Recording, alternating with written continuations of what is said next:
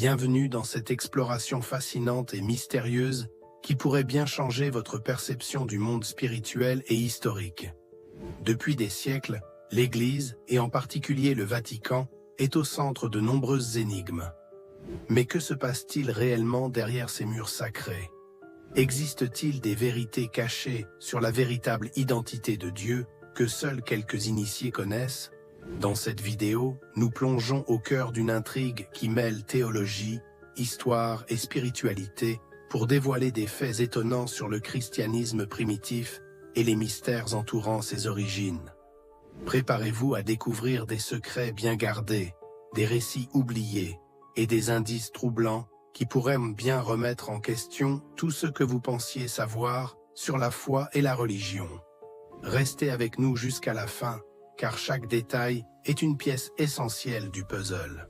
Et si ce sujet vous intrigue autant qu'il nous passionne, abonnez-vous à la chaîne et laissez un like pour soutenir nos recherches et partager la lumière sur ces mystères cachés.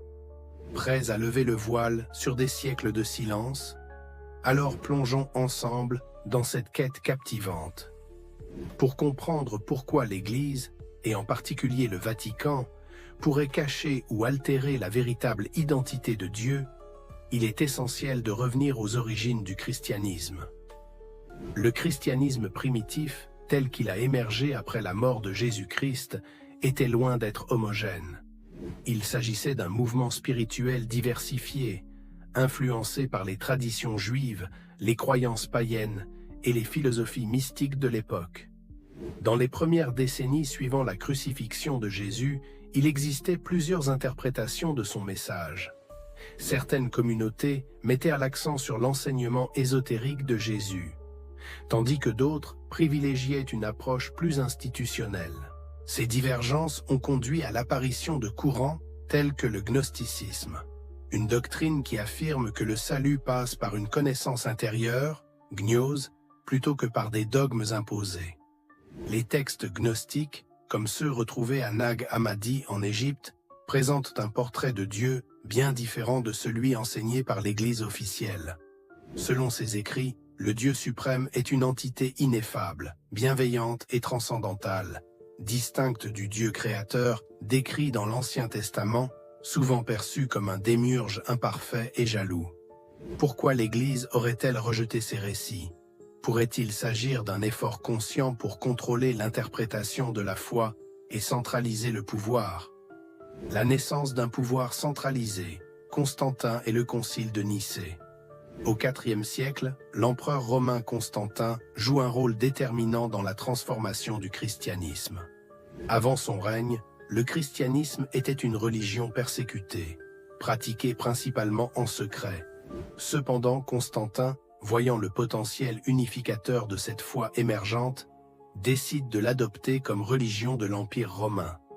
Le Concile de Nicée, en 325, marque un tournant décisif.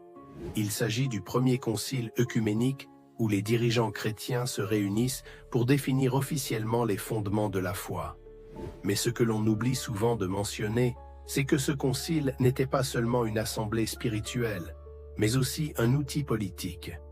Lors du concile, des textes furent écartés, des doctrines furent déclarées hérétiques, et le canon biblique fut établi. Les évangiles gnostiques, qui décrivaient un Jésus transmettant des enseignements secrets sur l'illumination et la nature divine, furent rejetés. On peut se demander pourquoi. Est-ce parce que ces textes remettaient en question l'autorité de l'Église en insistant sur une relation directe entre l'individu et Dieu, sans besoin d'intermédiaire? Le Vatican est réputé pour ses vastes archives secrètes, un lieu entouré de mystères où seraient conservés des documents historiques et théologiques d'une importance inestimable. Bien que l'Église affirme que ces archives ne contiennent rien de compromettant, leur inaccessibilité alimente les spéculations. Parmi les théories les plus intrigantes, certains pensent que ces archives abriteraient des manuscrits qui pourraient bouleverser la compréhension traditionnelle de Dieu. Il s'agirait notamment de textes datant des premiers siècles du christianisme, offrant une vision différente de la divinité et des enseignements de Jésus. Ces documents pourraient également contenir des preuves de l'existence d'autres courants religieux persécutés et effacés de l'histoire par l'Église officielle. Un exemple frappant est la mention de la Sophia, ou sagesse divine, dans les textes gnostiques. Sophia est parfois décrite comme un aspect féminin de Dieu, un concept totalement absent du christianisme orthodoxe. Pourquoi l'Église aurait-elle effacé cette figure? Cela pourrait-il être lié à une volonté de maintenir un modèle patriarcal et de minimiser les rôles féminins dans la spiritualité? Un autre aspect crucial est la manière dont le dogme chrétien a été élaboré. Contrairement à une vérité révélée de manière unique et universelle, il semble que les doctrines officielles aient été façonnées par des conciles, des débats et parfois même des conflits. Prenons l'exemple de la doctrine de la Trinité, l'un des fondements du christianisme. Ce concept, qui présente Dieu comme étant simultanément Père, Fils et Saint-Esprit, n'est pas explicitement décrit dans les Écritures. Il a été développé et codifié au fil du temps, souvent pour répondre à des controverses théologiques. Certains chercheurs estiment que cette élaboration progressive a permis de créer une vision de Dieu qui servait les intérêts de l'Église, en consolidant son autorité et en éliminant les interprétations divergentes. Mais cela soulève une question fondamentale. En contrôlant l'image de Dieu, l'Église a-t-elle occulté des aspects de la spiritualité qui pourraient enrichir notre compréhension du divin? Au-delà des aspects historiques, cette quête de vérité soulève des questions profondes sur notre relation à la spiritualité. Si Dieu est une réalité infinie et ineffable, comment pouvons-nous prétendre la contenir dans des dogmes fixes? Et si les enseignements originaux de Jésus visaient à libérer l'humanité des structures oppressives? Pourquoi ont-ils été institutionnalisés? L'une des accusations les plus intrigantes portées contre l'Église concerne la possible modification des Écritures au fil du temps. Les évangiles que nous connaissons aujourd'hui, Matthieu, Marc, Luc et Jean, ont été sélectionnés parmi des dizaines de textes disponibles à l'époque. Cette sélection n'a pas été aléatoire. Elle reflétait des décisions prises par des autorités religieuses dans un contexte de rivalité théologique et politique. Les textes exclus, comme l'évangile de Thomas, l'évangile de Marie-Madeleine ou encore l'évangile de Judas, offrent une vision radicalement différente de Jésus et de Dieu. Par exemple, l'évangile de Thomas décrit Jésus comme un enseignant spirituel transmettant une sagesse universelle, et non comme une figure sacrificielle destinée à mourir pour le salut de l'humanité. Ces textes présentent souvent une vision plus mystique de Dieu, centrée sur l'expérience personnelle et la recherche intérieure, en opposition au modèle hiérarchique et institutionnel promu par l'Église. En rejetant ces textes, l'Église a-t-elle cherché à protéger une vérité divine ou à imposer une version simplifiée et contrôlable de la foi? Marie-Madeleine est l'une des figures les plus controversées du christianisme. Décrite dans les évangiles canoniques comme une disciple proche de Jésus, elle est souvent associée à la repentance et au pardon. Cependant, les textes gnostiques, comme l'évangile de Marie, la décrivent comme un leader spirituel, ayant reçu des révélations secrètes de Jésus. Dans ces textes, Marie-Madeleine joue un rôle central, défiant l'autorité des apôtres masculins et incarnant une sagesse spirituelle rare. Alors, pourquoi l'Église a-t-elle relégué son image à celle d'une simple pécheresse repentie? Cette suppression pourrait refléter une volonté de minimiser le rôle des femmes dans la foi chrétienne. En occultant des figures comme Marie-Madeleine, l'Église aurait renforcé une structure patriarcale où l'autorité religieuse était strictement masculine. Pourtant, ces récits alternatifs soulignent une vérité troublante. L'image de Dieu et de la spiritualité transmise par l'Église pourrait être incomplète, sinon délibérément tronquée. Avant l'avènement du christianisme, le monde antique était dominé par des systèmes polythéistes complexes. Les dieux grecs, romains, égyptiens et mésopotamiens représentaient divers aspects de la vie et de la nature. La transition vers un Dieu unique, omnipotent et omniscient n'a pas été instantanée ni sans heurts. Des études historiques montrent que de nombreux traits du Dieu chrétien ont été empruntées à ces anciennes divinités. Par exemple, la figure de Jésus partage des similitudes frappantes avec des dieux solaires comme Mithra ou Horus, qui étaient associés à la lumière, au renouveau et à la victoire sur les ténèbres. Cette transition pourrait également expliquer pourquoi l'Église a cherché à éradiquer les croyances concurrentes. Les anciens dieux représentaient une diversité de perspectives spirituelles qui défiaient l'uniformité du christianisme. Ainsi, l'Église aurait activement participé à la réécriture de l'histoire religieuse pour établir un monopole spirituel. Le Vatican, en tant que centre névralgique de l'Église catholique, a joué un rôle clé dans la préservation et la manipulation des récits religieux. Les archives secrètes du Vatican sont souvent évoquées dans ce contexte. Bien qu'elles soient censées protéger des documents historiques précieux, elles symbolisent également une barrière à la transparence. Certaines théories suggèrent que ces archives pourraient contenir des preuves de contact avec d'autres formes de spiritualité, ou des découvertes remettant en question la version officielle de la foi. Par exemple, des rumeurs circulent sur la présence de manuscrits anciens décrivant des civilisations avancées ou des connaissances spirituelles profondes qui auraient été volontairement occultées. Ces récits, bien qu'impossibles à vérifier, soulignent une inquiétude partagée par de nombreux chercheurs.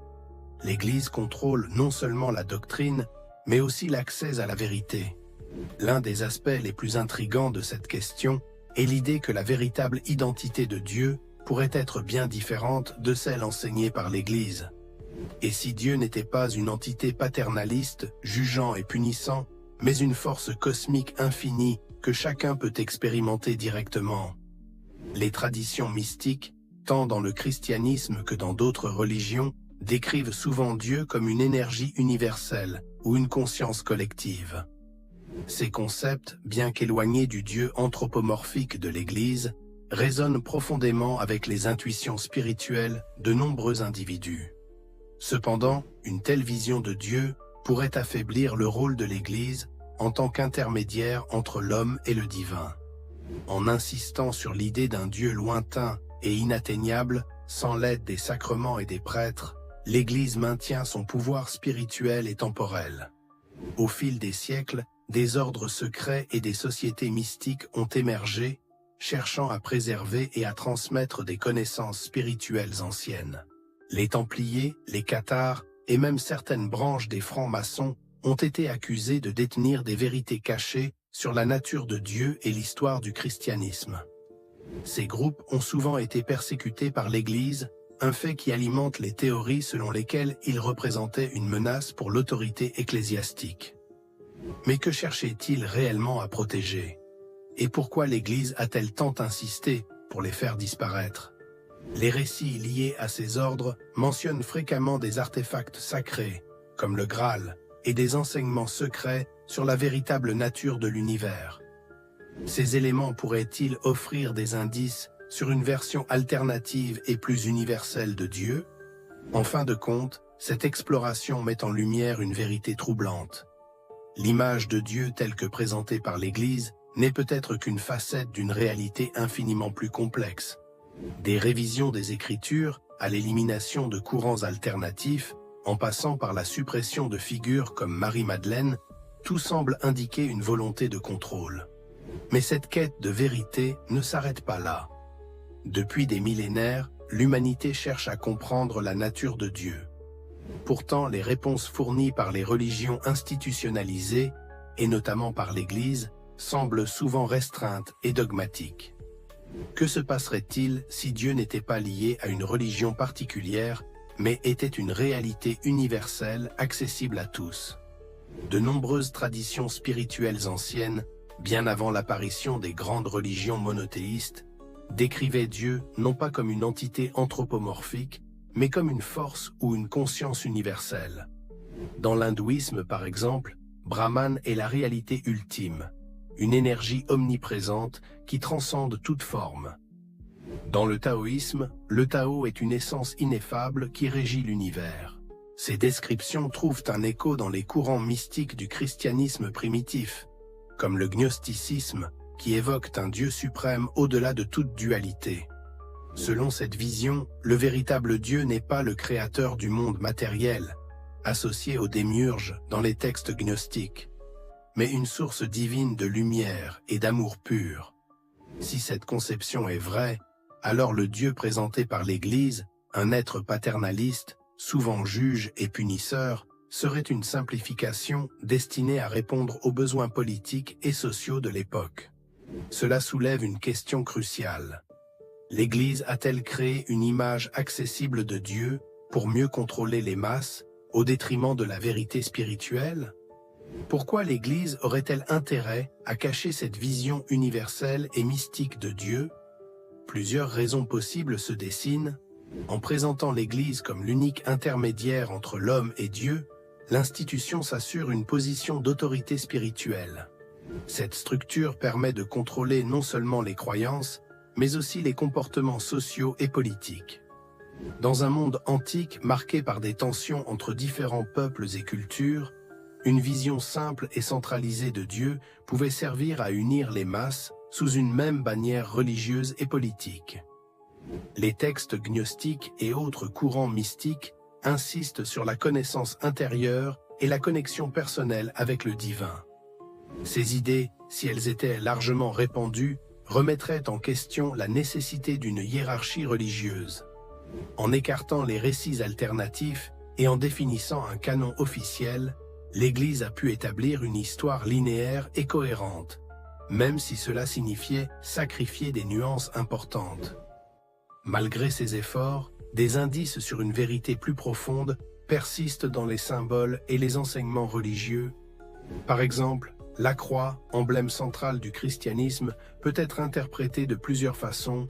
Si elle représente traditionnellement le sacrifice de Jésus, elle symbolise également l'intersection entre le monde matériel, la barre horizontale, et le divin, la barre verticale, pointant vers une unité cosmique.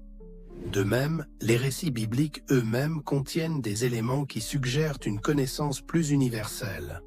Dans la Genèse, par exemple, le concept de l'arbre de la vie et de l'arbre de la connaissance du bien et du mal reflète des idées profondes sur l'illumination et le libre arbitre. Ces symboles, bien que souvent interprétés littéralement, pourraient contenir des messages ésotériques sur la nature de l'existence et notre connexion à Dieu. Si la véritable identité de Dieu est celle d'une force universelle, alors les implications pour l'humanité sont immenses. Cela signifie que chaque individu, indépendamment de sa culture, de sa religion ou de ses croyances, a un accès direct au divin. Cette vision transcende les divisions religieuses et offre une base pour une spiritualité libérée des contraintes institutionnelles. Une telle révélation pourrait transformer notre compréhension de la vie et de la mort, en mettant l'accent sur l'expérience intérieure et la responsabilité personnelle. Elle pourrait également favoriser une plus grande tolérance entre les peuples, en soulignant que nous sommes tous connectés à une même source divine. Comment retrouver cette vérité cachée? Pour redécouvrir une connexion authentique avec le divin, il est essentiel de dépasser les dogmes et de s'engager dans une quête personnelle de vérité. Voici quelques étapes clés. Les évangiles gnostiques, les traditions mystiques et les philosophies anciennes contiennent une richesse de sagesse spirituelle qui peut compléter et enrichir les enseignements traditionnels. Ces pratiques permettent de se tourner vers l'intérieur et de découvrir la présence divine en soi, au-delà des formes et des concepts. Chercher des réponses dans différentes traditions. En étudiant les différentes perspectives spirituelles, on peut élargir sa compréhension de Dieu et de l'univers. La quête de vérité est infinie. Rester humble face à l'immensité de l'univers est une clé pour avancer spirituellement.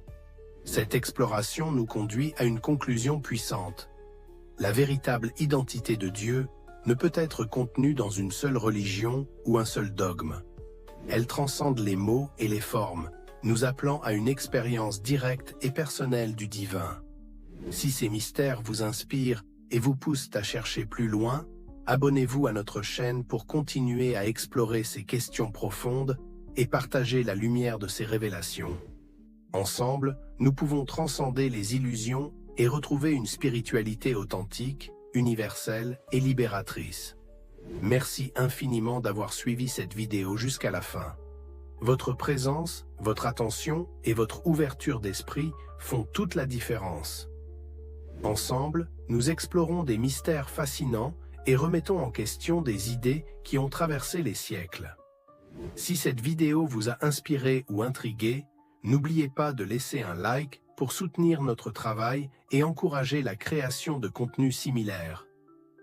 Abonnez-vous à la chaîne pour ne manquer aucune de nos prochaines vidéos, car d'autres révélations captivantes vous attendent. Partagez cette vidéo avec vos proches, vos amis ou sur vos réseaux sociaux. Ensemble, faisons grandir cette communauté de curieux, de chercheurs de vérité et d'esprits éclairés. Et surtout, n'hésitez pas à laisser un commentaire. Que pensez-vous de ces mystères? Quels sujets aimeriez-vous que nous abordions? Vos idées et vos impressions sont précieuses et nous les lisons avec attention. Encore merci pour votre soutien. Prenez soin de vous, gardez l'esprit ouvert et à très bientôt pour de nouvelles explorations passionnantes.